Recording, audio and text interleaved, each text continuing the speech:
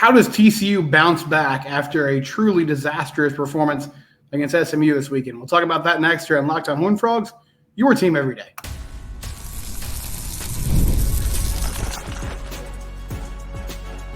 You are Locked on Horned Frogs, your daily podcast on the TCU Horned Frogs.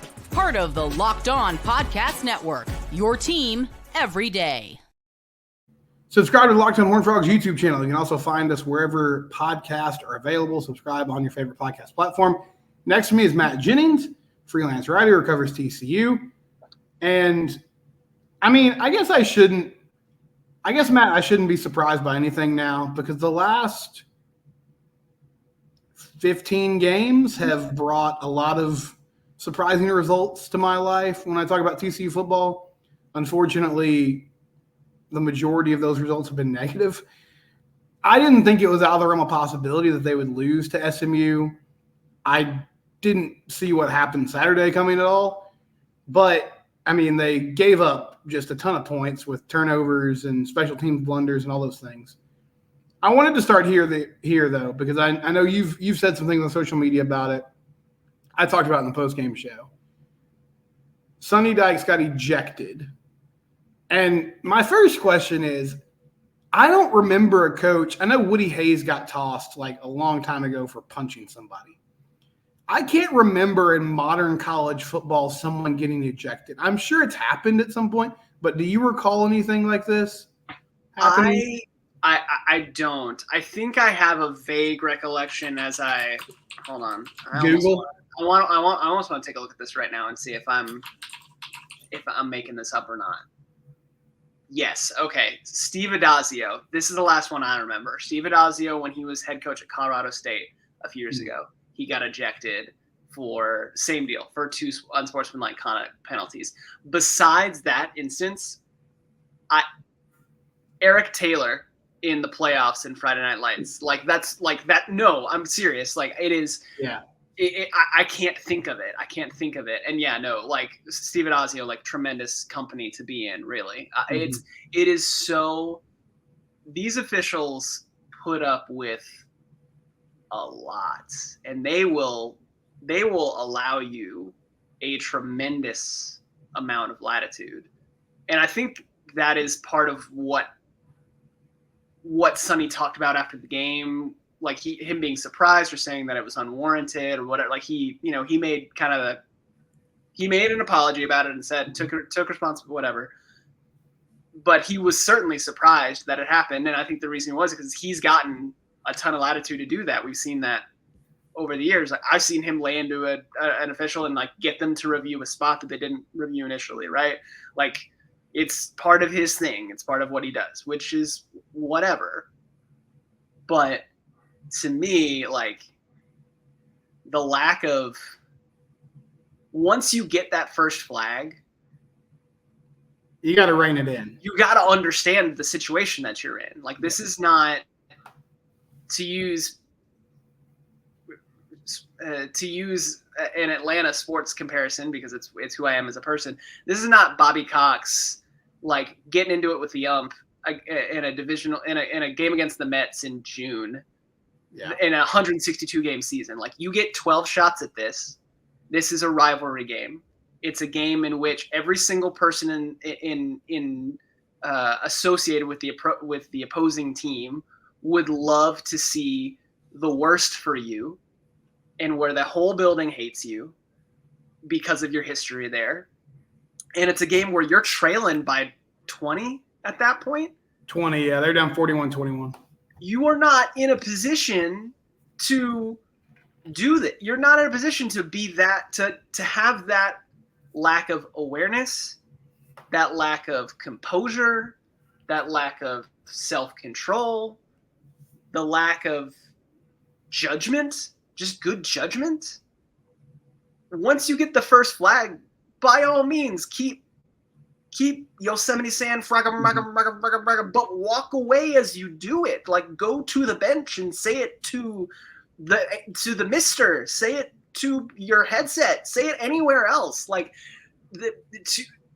it was mind-boggling to do it in that situation, and then be like, okay, now Kendall Briles, who had no reason to think that he would need to be acting head coach on Saturday, in addition to having to call the offense, now has to do that as well. Like, you put your whole team up a creek because you were upset about a penalty on a kickoff return. Mhm. It would have been a touchdown. Yeah, that would have been great. When's the last time you got a referee to pick up a flag of that magnitude by throwing a fit about it? It is unfathomable.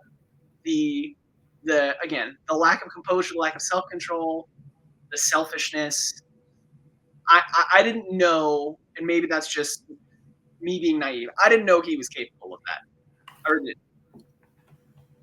It was a bad look for sure. I think the thing I keep coming back to, and this is the last thing I'll say about it because I've talked about it a few times this week already, but one issue I have is the only time I really see him get fired up is with officials. And I mean, a belief I have is I think coaches' personalities matter, but I feel like as fans, we always just evaluate it based on whether they're winning or losing. So, like, there were a lot of articles written, about Sonny Dykes, and his just kind of cool demeanor and how that was a breath of fresh air after the team was under a guy who was very demanding and very old school and very tough.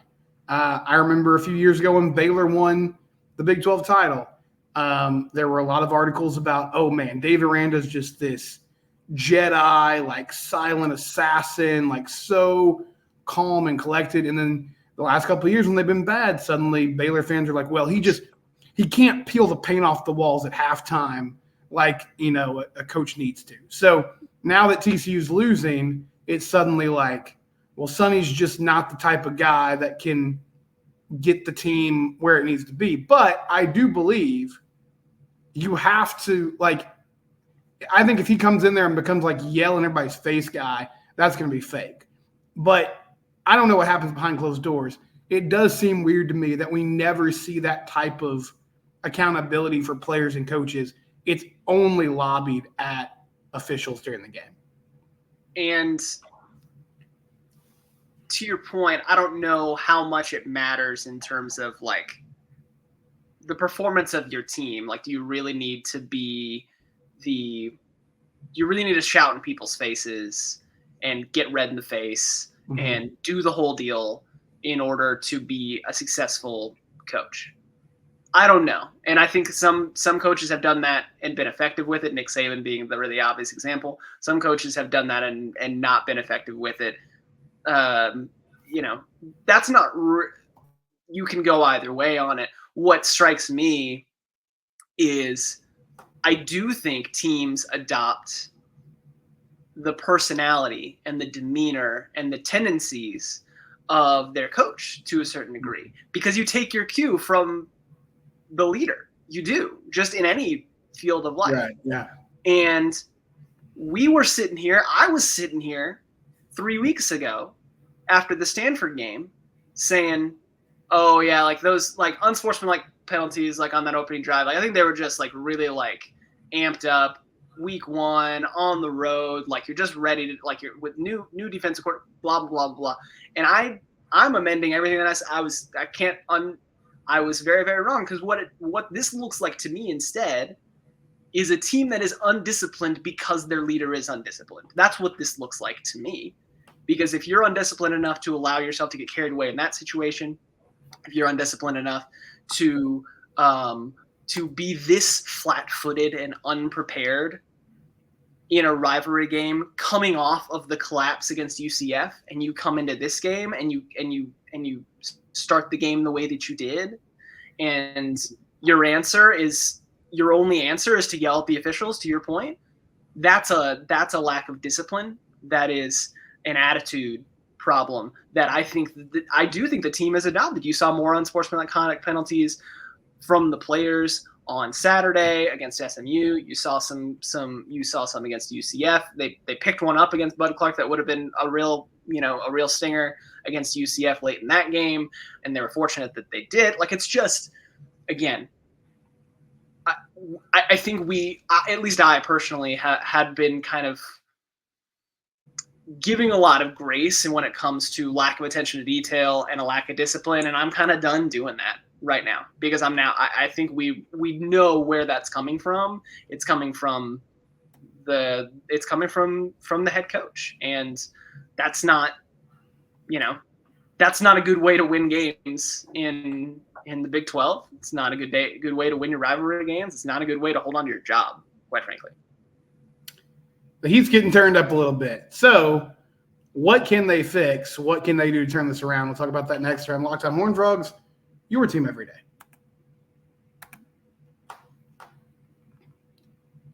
Are you someone who needs to get fired up? Do you feel like in your life you need to hold people more accountable and maybe have a little more edge to you? Why not grab a 5-hour energy? You can do that at a convenience store. You can do that online at 5hourenergy.com. They have all sorts of flavors. You can build your own 12-pack. You can build your own 24-pack. Think about how long you'll be awake if you drank 24 5-hour energies, all the productivity that you would do. Don't do that. That's not doctor recommended or Locked On Horned Frogs recommended. But you can build your own 12-pack or 24-pack with all those great flavors. 5-hour energy. It's natural. It's great. You see it in the store all the time. Now you can get it online as well. Proud sponsor of the Locked On Network. So let's talk about, I did this a little bit yesterday, Matt, but there's still games to play. I mean, they play Kansas this week. There's a long season in front of us. This team is obviously flawed. I think there's some things about this team's makeup that's not really going to change. But if you can fix some of these things, then you can be a better football team. So let's look at what that would be and how that would work. We spent a decent amount of time this afternoon kind of going back and forth about the offensive line and the run game and the lack thereof. Against SMU, just for reference, this is Pro Football Focus. Mike Nichols graded out the best on the O-line. His pass blocking grade was 81. His run blocking grade was 54. For reference, from what I can tell, like 70 to 75 seems to be like, yeah, that's a good day at the office when it comes to Pro Football Focus grades. Bless Harris, 81 in pass protection, 61 in the run game. Remington Strickland, 71 in pass protection, 73 in the run game.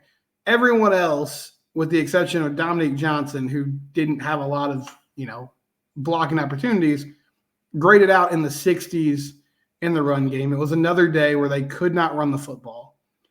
And I don't really know. I'm struggling to find an answer on what to do, Matt. They don't really have the personnel to go to heavier packages necessarily. They don't seem to run well against a light box. They don't run well against a box that's more stacked. Is this something that you think can get better as the year continues to soldier on here? It is, I think, the biggest thing you can say in favor, like in defense of Kendall Briles and the way that the offense has been called thus far this year is they're not getting any push in the run game, which to your point is super weird in that like they're a pretty good, they're certainly at least average pass blocking team. And I think in some instances they're holding their own really well. Josh Hoover has not been pressured a ton except when he's, maybe holding onto the ball probably a little bit longer than he should, which quite frankly doesn't happen very often. So they're doing well in that regard, which is the thing that is strange and to me concerning about the run game is like, okay, you have bodies. Like, it's not like you are at a physical disadvantage because you have guys that can hold their own under the right circumstances. So then it's like, okay, is it a technique and skill thing? Is it just again, are we talking about mindset and attitude? Like, does this offensive line group, do they have the physical and mental toughness that's required? That, I know that sounds cliche, but given the results that you're seeing on the other end of their job, on the other end of the spectrum in terms of pass blocking, they're fine there. So like, what's the difference? And again, to me, that comes down to, okay, it's a technique and just an attitude thing of like, there's an aggressiveness that's not there, or there's you don't know where to put your hands. You don't know how to, how to get the leverage that you need, which is its own separate thing. So getting to your question, is that something that gets fixed in season? I don't know, man, because unless and the two things that I would think of in terms of things that you could do to make it better would be switch up your personnel, like give some other guys some run, because I think they do have. You've seen, and you see in the PFF grades, I think you've seen some guys who have had more success blocking in the run game than some others. And so do you mix and match that a little bit and sacrifice a little bit in terms of like getting the cleanest pocket ever, if you can just get a little bit more push when you need it. I think that's something you ask, like, I don't know exactly what your best run blocking unit looks like. I don't know if there are some younger guys who haven't gotten run at all, but if they've been in this renowned strength and conditioning program for a year and a half, 2 years, they be able to get on the field and make a difference and just like hit somebody and be able to get be able to get some push there when you need it, when you need a yard. So that's one question, is like, are there any personnel moves that you can make? Because the group that you have out there right now, run blocking wise, not getting it done. So what can you do to mix and match? That's the first thing. The second thing would be and I think Bryles, to his credit, is doing some of this. It's like just doing whatever you can to make the defense think and hesitate when it comes to the run game. Because right now, because they don't have that advantage in blocking, then what they're doing, I mean, we saw it on that fourth down that ended kind of disastrously with a defensive touchdown against SMU. So like, okay, like let's run like an old school triple option play. And you got Dominique Johnson on a dive and you got Cam Cook going out there on a pitch. Problem is, and like in theory that works, right? Like you're going to react to what the defense does and make them make a choice and then make them wrong, right? Problem is Josh Hoover's very clearly like just not really comfortable doing the ball handling stuff that you need to do with an option, because you don't do it a lot, because you don't practice it, because it's not part of what you want to do, but then you can't call it in a key high leverage situation, right? And so then you're kind of like, okay, do you take the option plays or the design quarterback run stuff off the table because that's not what Josh Hoover's well equipped to do? Well, then it's like, okay, you run pre-snap motion on every play basically to one, kind of identify whether or not you're running into a defense that's set up for man or zone coverage, because that might change your calculus a little bit. Do you do it to kind of get the defense flowing one way so that then you can run the ball the other way? So you're doing pre-snap motion more. Are you doing some wildcat stuff? They've shown a little bit of that with Savion Williams. Like I think that's the other thing you need to do, is you need to give the defense just different looks. But I realize that at the same time, the refrain that we've been saying over and over again is like, you get frustrated with Kendall Bryles when he gets cued in short yardage. So like, I can have a little bit of sympathy for him in that regard. As if the offensive line's really in that rough shape, you do feel like you have to there sometimes. But again, what was the thing that was touted when he got hired? Was the rushing totals at Arkansas, right? What was, the thing that was touted about this offense going back to when Art was the head coach at Baylor, was how it created space and favorable matchups in the run game, and how they, Lake, Seastrunk, Shock, Linwood, name the running back at Baylor who would run for 200 yards on a regular basis. Like at some point you need to be, matchups, personnel, forget it. You should be able to scheme something up to where you don't have scrubs back there in the offensive backfield. Like you should be able to scheme something up to put your offensive linemen and your running backs in a solid position to do something. I don't know what you do with that in terms of formation-wise and motion-wise, but you got to come up with something because what's going on right now is obviously not working. I'm not as out on Kendall as some people are. I think he's done a good job this year for the most part. I mean, there's still a couple calls every game where I'm like, I don't get that. But that's every play caller in the country to a certain extent. I am confused, though. I remember having a conversation, I think it was before the season, with somebody I know who's a former football scout, and he spent some time at TCU this summer or this fall going to practice, just kind of watching, seeing what they were doing.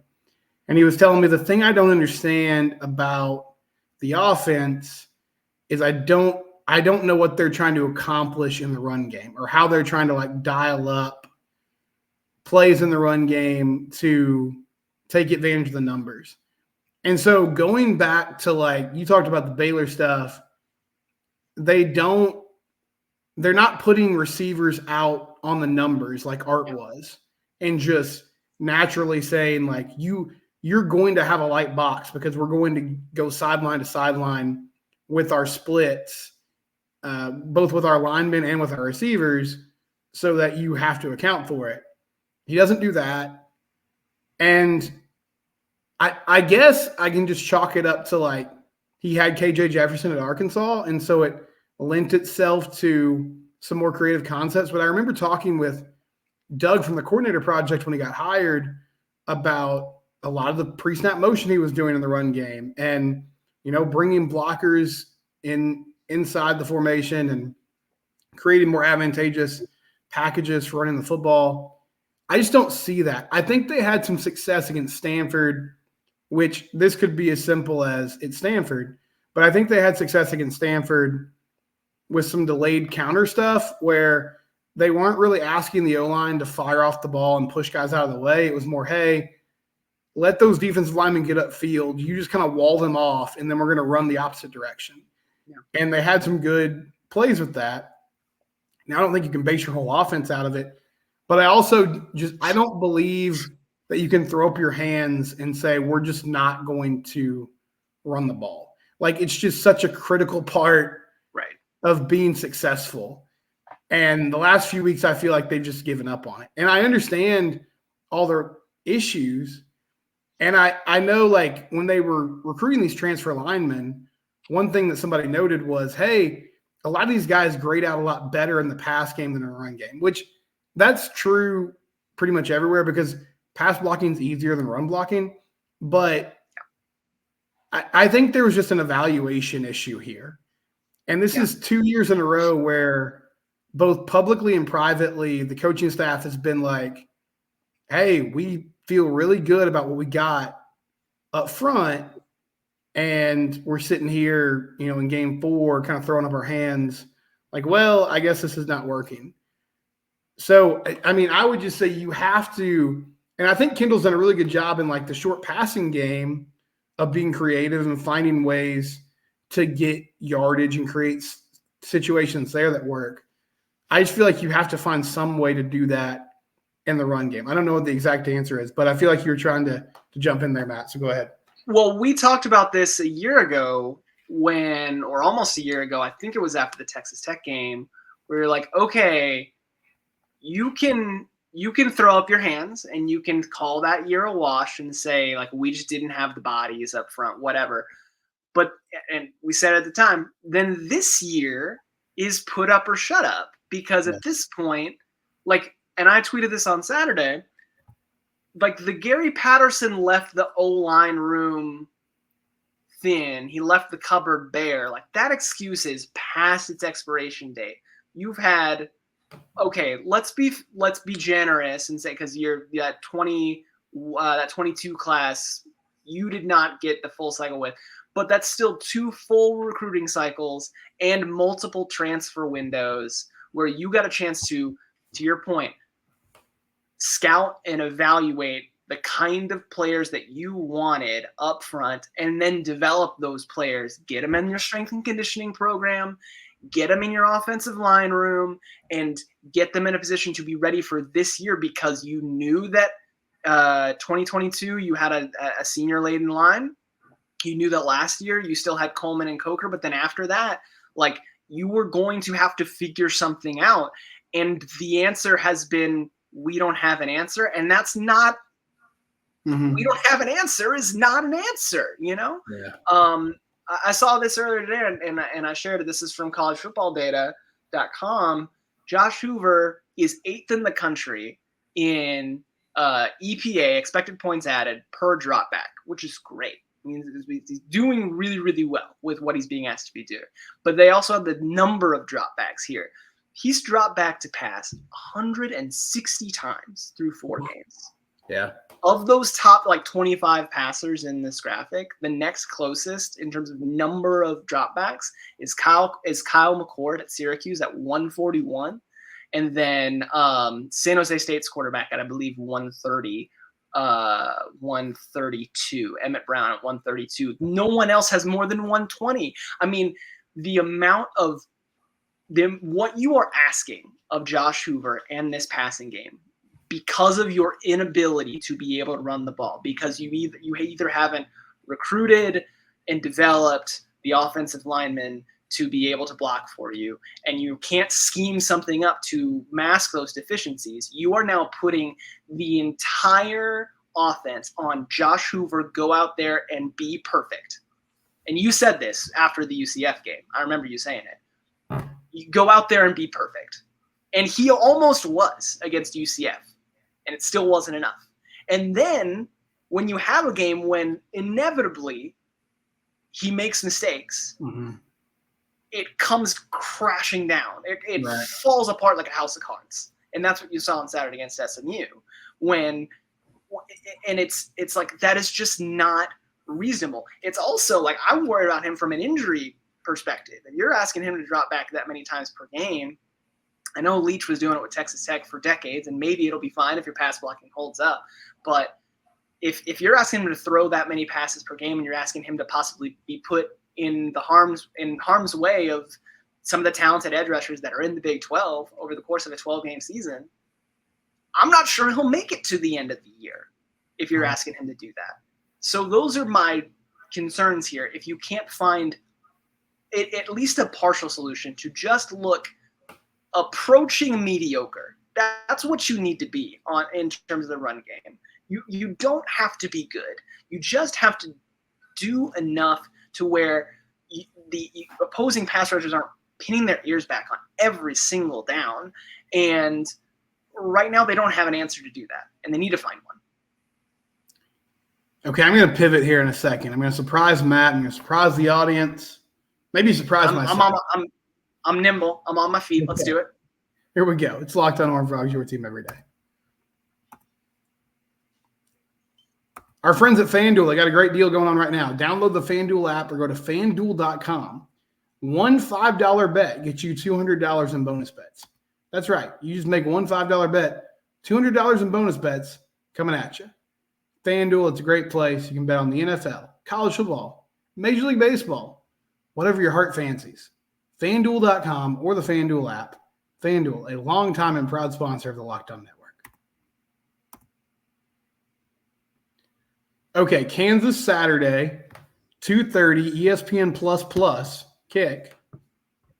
Houston at home on a Friday night. Bye week, then Utah. I don't know the rest of the schedule off the top of my head, but Matt, over under 6 wins. Go. No, we got to we got to take a look at the schedule to do this. But I mean, I know so much of this is based on matchups to me, based on what we're talking about, right? Because Kansas on Saturday, on one hand, is a team that defensively is not doing great right now, and much like UCF, looks like they're vulnerable in terms of like your ability to throw the ball against them. They're also a team that wants to run it the whole game and is going to run it at you in some interesting ways, which TCU's defense hasn't been able to handle. I think I like Kansas in the game on Saturday. Houston, that's at home. It's on a Friday night. If you lose to Houston at home, If you lose at Houston at home, we're having some very serious conversations. I think personally, I'm very much of like, I think the panic button has been hit as of Saturday. But you lose to Houston, like it is alarm bells. It's bad. Everybody is down bad. Let's say you beat Houston, you lose to Kansas. You're not beating Utah at Utah. Texas Tech has looked good after coming out and completely fumbling to start the season. They have looked great the last couple weeks against North Texas and Arizona State. I think you lose that game. Baylor has looked, rough at times, but they hung around with Utah. They probably should have beaten Colorado. I don't know. What's the games that I'm looking at on the schedule where I'm like, yeah, they'll win that? Well, and I think you've got one right now that you've said. It's Houston. Cincinnati. And then some combination maybe of Baylor and Arizona, maybe. Like I thought Cincinnati was going to be a gimme at the beginning of the season. I don't think that's the case anymore. So yeah, no, under. That's a long-winded way of saying under. Like under, right now, based on what I've seen the last two games, under 6. I should have done a different number because I feel like I just want to say push. I think. Fine, we'll say 5.5, and I'll still say under because I'll pick 5. You'll take 5 again for the second year in a row. I have them getting to 6. I don't know exactly the games. I think Kansas is better than their record, but I don't feel like it's out of the realm of possibility that TCU wins that game. I'm not sure how I'm feeling. I'm not feeling great on Tuesday. I think I'll probably feel better by Friday. We'll see. We'll see what Sonny says in his press conference. And what Sonny's going to say is like, hey, no, we had a great week of practice. He was surprised. He's the most surprised person. I said this last year, and I'm saying it again. We're talking about lack of awareness. I don't care if you think it's true. You have to stop saying it. You have to stop saying we had a great week of practice after these demoralizing, unfathomable losses. Because they did it a year ago, I believe, heading into the Kansas State game. And he did it again on Saturday. I was just surprised because I thought we had a great week of practice. Look, again, you might think that's true, but when you say it out loud, being a head coach in college football is in many ways being a politician. You have to understand the optics of and the optics of of the messaging you are putting forth and how it's going to be perceived. And if you put forth, I thought we were really well prepared and we were going to do well, and you come out and you get hit in the mouth and you get embarrassed, that makes you look like someone who is not good at evaluating their team.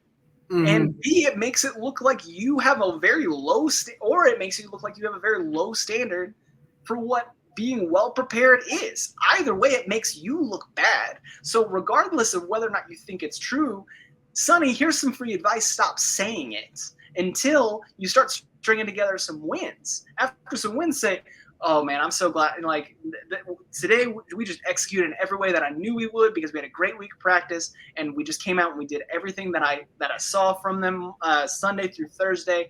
Everything we saw over the course of the week, we saw it today. That was well executed, great preparation. I'm so proud of this team. That's when you say it. You don't say it after you've lost to your crosstown rival in the most embarrassing fashion since 1985. I get your point. I'm of the opinion that there's nothing you can say in that scenario that's going to make anybody satisfied. But I agree. Saying you were surprised and that you had a great week of practice is not the way to go. There's nothing you can say that you can make it better. There are things that you can say that won't make it worse.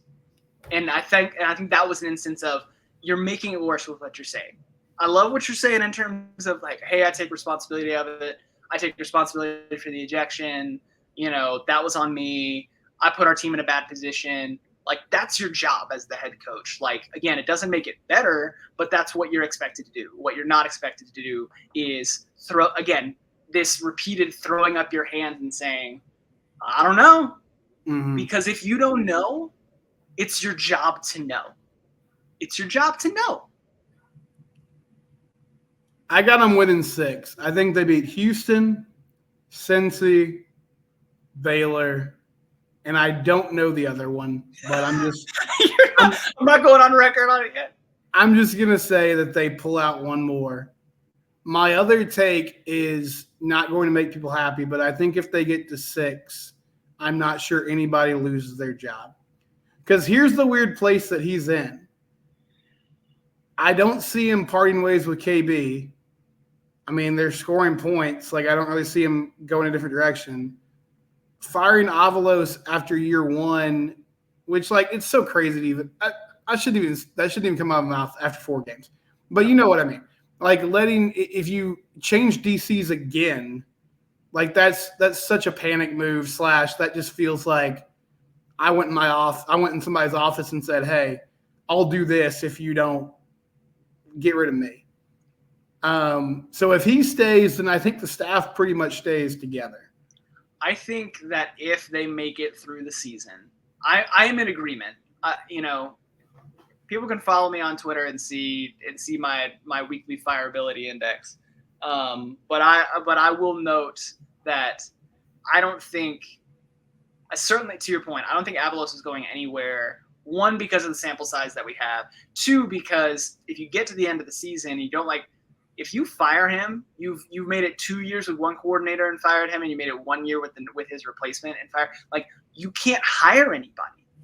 You're not going to be able to attract anybody to that job, especially if you're coming off a 6-win season. Someone's like, either you're going to fire me, or if we don't have results this season, the whole staff's getting canned. So you can't, like, you have hitched your wagon to Avalos for the foreseeable future, which I'm right now. I'm of the opinion of Avalos has never had to and may not know how to coordinate a defense that's not stocked with like top 15 recruiting class talent, which is what he had at Oregon, right? That I think is the concern on that side of the ball. And then I think he hitched his wagon to Kendall Briles a long time ago, which to your point, I mean, this is the benefit of this offense. You look at the raw statistics, you look at total yardage, you look at passing yardage, you look at total points scored. It's really hard to be like, oh, it's obvious to get rid of him. You have to take a much more nuanced look at it to kind of get to the point of saying like, oh wait, hold on, I think there's some structural flaws here, and that's hard. That's I don't think that's an argument that you're going to make, especially to your point. If you salvage things and you get to a bowl game, then then I think the staff changes that happen will be like position coach wise. Like, I think there's a very good chance that unless things change in a dramatic way, then you're going to have a different offensive line coach in a year. And it's possible you have a different defensive line coach in a year because of the way you're getting, manhandled up front on both sides of the ball. That's probably more what you're talking about. But if the season deteriorates further, you're talking about a full staff change from top to bottom. But I think you have to hit serious rock bottom to do that. Saturday showed that I think that serious rock bottom it's not impossible, but I don't think 5 or 6 wins is going to be that threshold to be able to make that sort of change. I agree with you there. Let me in with this. I'm rooting for them to turn this around. And I realize when we talk about these things, these are people's livelihoods. These are people with families, and, there's a lot going on here. So I'm not saying this lightly, but we're also doing a show where we're real about the potential consequences of, big time college athletics. So for more positivity, tune into Locked On Horned Frogs tomorrow. It's your team every day. We're free and available wherever it is you get your podcast.